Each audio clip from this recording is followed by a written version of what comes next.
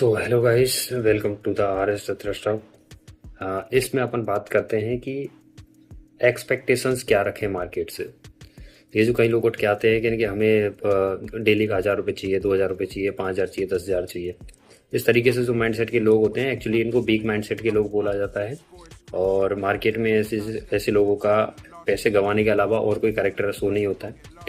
तो अगर एक्सपेक्टेशंस की अपन बात करें कि एक्सपेक्टेशंस कंट्रोल कैसे करें या एक्सपेक्टेशंस अपन रखें कैसे मार्केट से, तो उसके लिए अपन को एक चीज़ दिमाग में लानी पड़ेगी। अपने साइकोलॉजिकल अपने आप को इम्प्रूव करना पड़ेगा। कि मान के चलते हैं कि आप 1 करोड़ का लोन लेते हैं।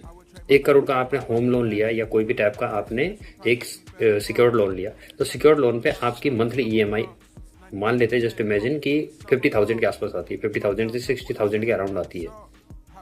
तो ये चीज़ आपकी क्लियरली शो कर दी है कि आपका जो 1 करोड़ का लोन है उसकी मैक्सिमम से मैक्सिमम एक्सपेक्टेशंस आपकी एक मंथ के अंदर 60,000 होनी चाहिए। अब आप कैलकुलेट कर सकते हो उस चीज़ को कि आराम से एक महीने के अंदर आपको 60,000 अगर कमाने हैं तो आपको डेली का 2,000 रुपये कमाना होगा। लेकिन इन्फ्यूज कितना करना है? Trading is a business, not a gambling business.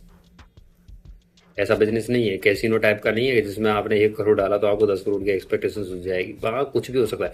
Main important चीज़ यहाँ पे ट्रेडिंग के अंदर अपन को देखने के लिए सिर्फ एक रूल है कि आपकी एक्सपेक्टेशंस काफ़ी ज़्यादा रियलिस्टिक होनी चाहिए। तो रियलिस्टिक एग्जांपल मैंने आपको दे दिया है।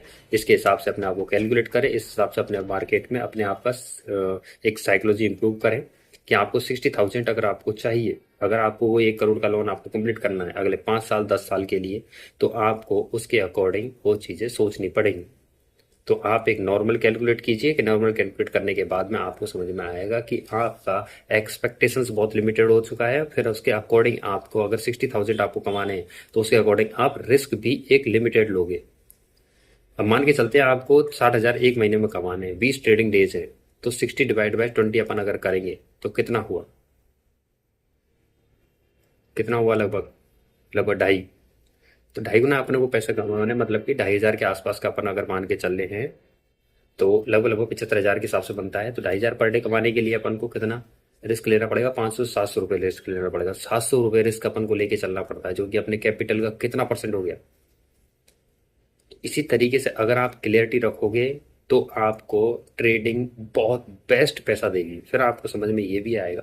हाँ, मार्केट बहुत बहुत एग्रेसिवली आपको लालच देती है कि हाँ इस तरीके से आप इतना डबल कर लीजिए, इतना हो जाता है, उतना हो जाता है, लेकिन नहीं, बुलाती है मगर जाने का नहीं।